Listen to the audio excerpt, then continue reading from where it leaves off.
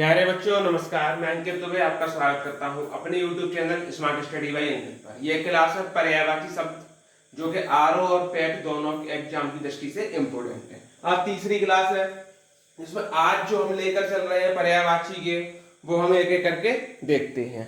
पहला पर्यायवाची कह रहा है हमारा दुख। दुख का शोक होता है, आप कहेंगे जी सर। पीड़ा दुख का होता है, ठीक। व्यथा भी दुख का पर्यायवाची है, कष्ट भी बोलते हैं और क्लेश भी बोलते हैं। क्लेश होती है तो वहां दुख का माहौल बनता है, इसलिए दुख का पर्यायवाची क्लेश भी होता है। वेदना भी होता है, तकलीफ भी होती है। जो आदमी दुख है वो किसी तकलीफ से दुखी है। खेद भी होता है, यातना भी होता है दुख का पर्यायवाची। विपदा परेशानी भी और उद्वेग विषाद भी दुख के पर्यायवाची में आते हैं। गम भी दुख का पर्यायवाची है, संताप भी दुख का पर्यायवाची है। पीर भी दुख का पर्यायवाची बोलते हैं और क्षोभ भी दुख का पर्यायवाची है। अब चलते हैं खुशी। खुशी में क्या होता है? सुख मिलेगा। हर्ष, हर्ष बोलते हैं आनंद को, आनंद भी आ गया। प्रफुल्लित, मौज, खुशी व्यक्ति मौज करता है। उल्लास, उल्लास यानी हंसी भी बोलते हैं। उल्लास, मोद, प्रमोद, मजा, ये सभी खुशी के पर्यायवाची हैं। प्रसन्नता, सुकून, लुत्फ और आह्लाद, ये क्या है? तो ये खुशी के पर्यायवाची हैं। अब चलते हैं, तीसरा है मदिरा। मदिरा बोलते हैं शराब को, जैसे शराब हो जाएगा। दारू भी बोल देते हैं, मद भी बोलते हैं, मधु भी बोल देते हैं। सुरा भी बोल देते हैं, सोम रस भी बोलते हैं किसको? दारू को। वरुणी भी बोलते हैं, हाला और आसम, ये किसके पर्यायवाची है? तो ये पर्यायवाची मदिरा, मदिरा यानी शराब के पर्यायवाची है। आगे चलते हैं, आगे चलते हैं। अगला है जो पर्यायवाची वो है हमारा अमृत का पर्यायवाची। किसका पर्यायवाची? अमृत का। अमृत को हम क्या क्या बोलते हैं? अमृत को हम अमीय बोलते हैं, अमी भी बोलते हैं, सुधा भी बोल देते हैं। पीयूष, जीवन और जीवनोदक भी अमृत को कह देते हैं। देवान्य भी बोलते हैं क्योंकि देवताओं के द्वारा इसको प्रयोग में लाया जाता है, इसलिए देवान्य कहलाता है। सुरभोग, सुर का मतलब भी देवता होता है, सुरभोग देवताओं का भोजन। आग्नेयास्त्र भी अमृत को बोलते हैं। अब चलते हैं ईश्वर के पर्यायवाची की तरफ।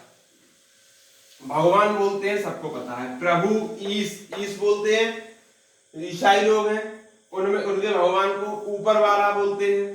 परमात्मा, परमेश्वर भी बोलते हैं, जगन्नाथ भी बोल देते हैं। अच्युत भी बोलते हैं, महाप्रभु भी बोल देते हैं। जगदीश भी बोलते हैं, दीनानाथ भी बोलते हैं, खुदा भी बोलते हैं, अल्लाह भी बोलते हैं, परवदिगार भी बोलते हैं। मालिक और रब और करतार भी किसको कहते हैं? ईश्वर को कहते हैं। यहाँ ये नहीं है कि मुसलमानों के अलग है, हिंदुओं के अलग है, सबका मिला के है वो एक ही ईश्वर। तो सभी को ईश्वर के पर्यायवाची में काउंट किया जाता है, याद रखें। नारी की बात कर लेते हैं तो नारी को स्त्री बोलते हैं, वनिता बोलते हैं, ललना बोल देते हैं, रमणी बोलते हैं, युवती भी बोलते हैं। कामिनी स्त्री नारी को बोलते हैं, महिला भी बोलते हैं, औरत भी बोल देते हैं। अंगना भी बोलते हैं, तरुणी और किशोरी, ये किसको बोलते हैं? नारी को बोलते हैं। अब हम चलते हैं आगे, आगे देखते हैं। अब हमारा है अगला नौकर। नौकर से पर्यायवाची की तरफ चलते हैं तो है हमारा नौकर को बोलते हैं भृत्य, अनुचर, सेवक, दास, गुलाम। खादिम भी नौकर को बोलते हैं, अर्दली भी कह देते हैं। मुजालिम, परिचारक और किंकर, ये किसके हैं? नौकर के हैं। यहां से अब आपके जो हैं वो वेरी वेरी इंपोर्टेंट है, यानी यहां से एक तो मिलना ही मिलना है। सभी इंपोर्टेंट है, ज्यादा ही इंपोर्टेंट है जो मैं बता रहा हूं। सभी देवताओं के पर्यायवाची। अब एक एक देवता का पर्यायवाची लेके चलते हैं। सबसे पहले ब्रह्मा जी का पर्यायवाची की हम बात कर लेते हैं। ब्रह्मा जी के पर्यायवाची विधि, विधाता, पितामह भी बोलते हैं, चतुर्मुख बोलते हैं, चार मुख है ब्रह्मा जी के। अजबी बोलते हैं, स्वयंभू, विरंची बोलते हैं, हिरण्यगर्भ भी ब्रह्मा जी को बोलते हैं। लोकेश, नाभि जन्मा भी बोलते हैं, गिरापति, कमलासन भी बोलते हैं और आत्मभू भी ब्रह्मा जी को कहते हैं। अब चलते हैं अपने विष्णु जी के पर्यायवाची पर। अच्युत, मधुरिप, कमलापति भी बोलते हैं, नारायण, हरि, मुकुंद भी बोलते हैं, जगत पालक भी कह देते हैं, विशंबर भी इनको बोलते हैं। शेष सहायक भी कहते हैं क्योंकि ये शेषनाग के ऊपर शयन करते हैं। जनार्दन भी बोलते हैं, चक्रधर, चक्रपाणी, हाथ में उंगली में त्रिशूल में चक्र रहता है, कमलेश भी कहते हैं, गरुड़ ध्वज भी इनको बोल देते हैं, रमेश बोलते हैं, ऋषिकेश भी इनको कह देते हैं, पीतांबर भी बोलते हैं विष्णु जी को, जगदीश भी कह देते हैं, त्रिलोकी, वासुदेव और विश्वरूप ये सभी क्या हैं? विष्णु जी के पर्यायवाची हैं। और विष्णु जी के सबसे ज्यादा पर्यायवाची हैं, विष्णु जी हैं, शंकर जी हैं और इंद्र हैं। इनके पर्यायवाची काफी ज्यादा हैं। तो इन अब दो को मैं एक बार साइड लेके चलता हूँ। चलिए अपने लास्ट दो पर्यायवाची और देख लेते हैं। पहला है भगवान भोलेनाथ के पर्यायवाची, जो कि शिव के पर्यायवाची क्या है? सतीश, भूतेश, उमेश। ठीक, शूलपाणी भी बोलते हैं, बागंबर भी बोलते हैं। क्यों? बाघों का क्या वस्त्र धारण करते हैं इसलिए। चंद्रशेखर, चंद्रशेखर आप चंद्रमा देखते होंगे सिर पर। शशिधर भी बोलते हैं, गंगाधर भी इनको बोलते हैं। शिव जी को क्या बोलते हैं? शशिधर, गंगाधर। त्रिलोचन भी बोलते हैं क्योंकि तीसरा नेत्र है इसलिए।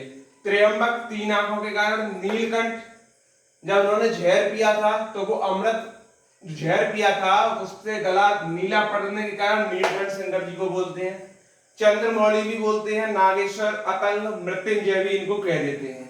महाकाल बोलते हैं, महेश भी बोलते हैं, महादेव, भोलेनाथ, शंभु, शंकर, आशुतोष भी इनको कह देते हैं। संहारक, क्योंकि विनाश करता है, संहारक कहलाते हैं। अविनाश भी बोलते हैं, उमापति भी इनको बोल देते हैं। कैलाशपति भी बोलते हैं, आदिनाथ भी इनको बोलते हैं, आदि योगी भी बोल देते हैं।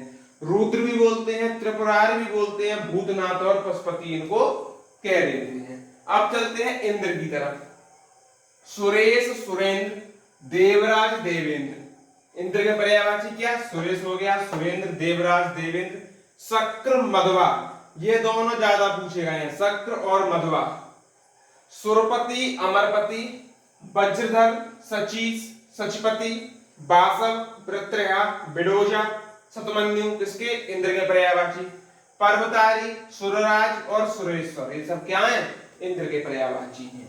आगे के पर्यायवाची और हैं, देवताओं पर ही चलेंगे, जैसे कृष्ण के पर्यायवाची, दुर्गा माँ के पर्यायवाची, हनुमान जी के पर्यायवाची। तो कल देवताओं के पर्यायवाची ही चलेंगे जो कि अभी बचे हुए हैं। तब तक के लिए आप सभी लोग क्लास को बने रहें। धन्यवाद।